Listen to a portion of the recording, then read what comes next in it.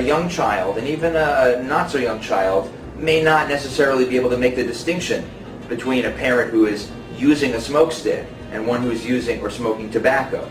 And it's important that a parent make that choice. If they're going to use it in the presence of a child, they're going to take the risk of, take it upon themselves and the responsibility of having to explain why they're using it.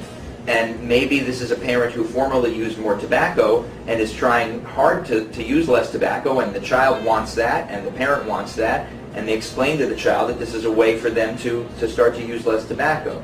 So you have to obviously be dealing with a child that's of an age where they can start to understand that sort of a thing. Otherwise, you're just modeling a smoking behavior which could be confusing to a child. As far as whether the exhaled mist or the mist that's produced can affect the child negatively or cause any kind of illness or disease, it's the same answer we talked about with secondhand smoke. The answer is no. There's nothing in this vapor that's harmful to a child's respiratory tract, and just the same way it's not harmful to a bystander's respiratory tract who's an adult.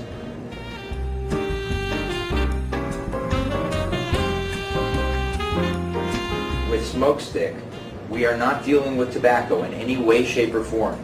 We are not dealing with smoke the way I define smoke, which is the gaseous residue released by the burning of a tobacco leaf or any other substance. There is no burning taking place. There is no combustion. There is no release of smoke particles, which is tars, residues, ashes, into the air. Therefore, how could any of that stuff wind up being impregnated into a fabric or a curtain or a rug or clothing? It can't. So, yes, I'm familiar with the new information about third-hand smoke. I think it's important that we learn to recognize that that is a risk. I don't think that smoke stick in any way, shape, or form has something to do with that risk or could create that risk or contribute to that risk. Because, once again, despite the name smoke stick, and if we decide to define this as smoking, it doesn't create smoke using the definition that I created for us.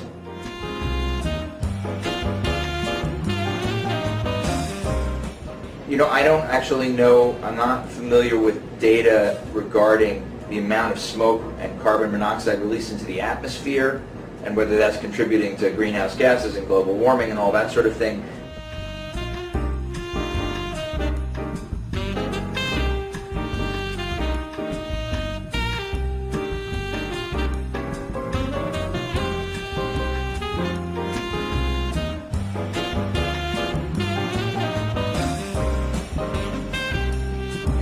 Well, the parts that I just showed you of the smoke stick, in fact, here's the disposable parts that we just talked about. There's this plasticky, rubbery plastic plug that comes with a new cartridge. There's the cartridge housing itself, and there's the wrapper it came in, all of which are recyclable. And so if a person has the wherewithal or the sensibility to simply just stick it in their pocket until they get to a place where they can recycle it, then this is not going to contribute to the litter problem that smoking, that cigarette butts do. So obviously we have to train people to do that, but it's certainly, the opportunity is there to not create additional litter because there won't be any residue from half-smoked cigarettes or cigarette butts. There's recyclable cartridges.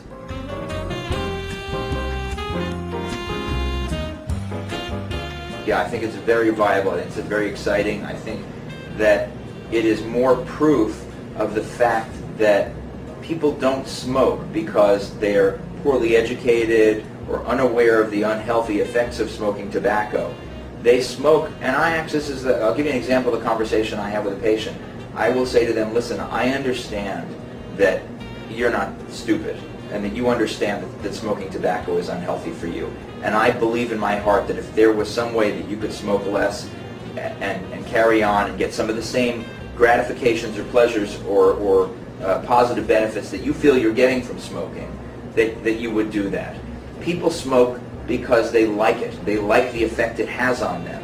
Whether it's the effect of the nicotine and the fact that nicotine can be have some positive effects in the brain in terms of calming and concentration and alertness, and there's a reason why people want cigarette breaks. It's not just a break from work. It's because it actually helps them relax. It's a little bit of a paradoxical effect because technically nicotine is thought of as a stimulant, and yet it actually calms people down. Talk to a smoker and they'll tell you that. But what they want is the whole social activity that's involved, the oral activity that's involved. This is a very viable alternative to smoking tobacco cigarettes. And we need to appeal to the intelligence of the American people, because they know that this is that smoking tobacco is, and using tobacco, smokeless tobacco as well, by the way, also causes cancer. This is not necessarily a substitute for smokeless tobacco, but if someone who uses smokeless tobacco is willing to try using an electronic cigarette and they find that to be satisfactory to them, then that's a healthier alternative for them as well. So I think, like many politicians say, we need to give the American public credit for their intelligence, and any intelligent American knows that smoking tobacco is bad for them, and this ought to be a much healthier alternative.